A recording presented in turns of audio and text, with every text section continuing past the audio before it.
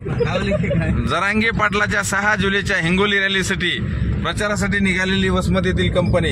मी माझ्यासोबत आहेत शरद पाटील थोराळचे, सुरेश पाटील, भाना पाटील, रवी सर। आम्ही सारोळा काकबन मार्गे मुडी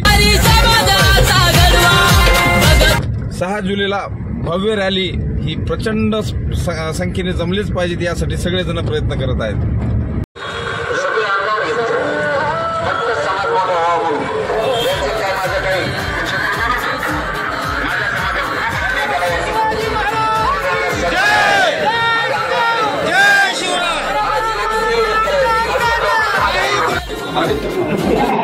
तुमचं आमचं मराठ्यांना ओबीसीतून आरक्षण जरांगे पाटील तुम मागे बढो।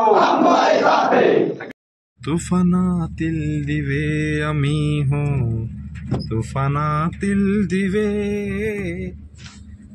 तुफान वारा पाऊस धारा मुळीन आम्हा शिवे।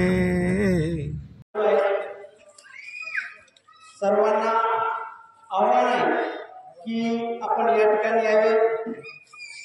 या ठिकाणी आपण जी काही समाजाला होणार आहे त्यांचं नियोजन करण्यासाठी या ठिकाणी तुमच्या गावातील सर्व ज्येष्ठ श्रेष्ठ तरुण मंडळी या ठिकाणी जमा झालेले आहेत आणि आपल्याला 6 तारखेच्या रॅलीसाठी काय नियोजन करायचं, त्याचं पूर्वनियोजन कसं पुन्हा नावाने नोंदवलेला दाखला तर तो संपलेला आहे। पुन्हा याच्यासाठी त्यांना तो डॉक्युमेंट लागेल ते काढून देतो विषय।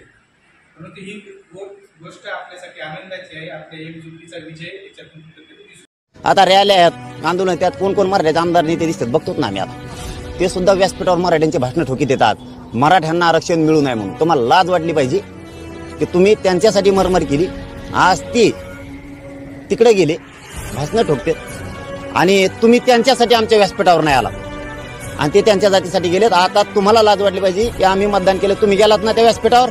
आम्ही बी सगळे मराठ्याचे नेते आता मराठ्याच्या व्यासपीठावर चालू। आता रॅल्या आहेत, आंदोलन, त्यात कोण कोण मराठ्याचे आमदार नेते दिसतात बघतोच ना आम्ही। आता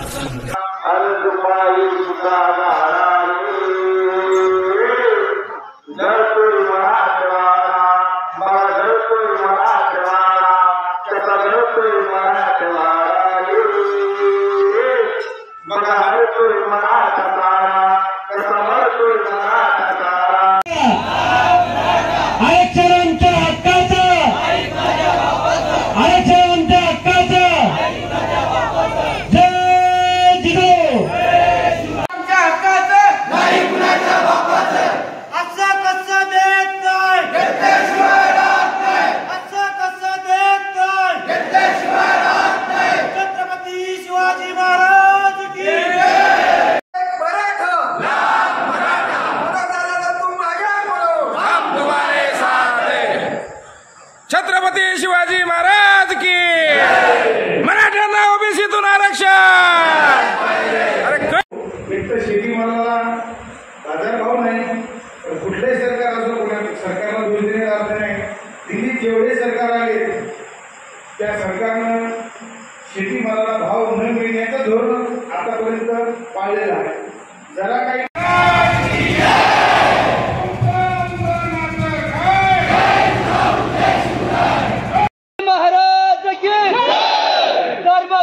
संभाजी महाराज की लढेंगे जीतेंगे हम सब लढेंगे। मराठ्यांना ओबीसीतून आरक्षण, मराठ्यांना ओबीसीतून आरक्षण।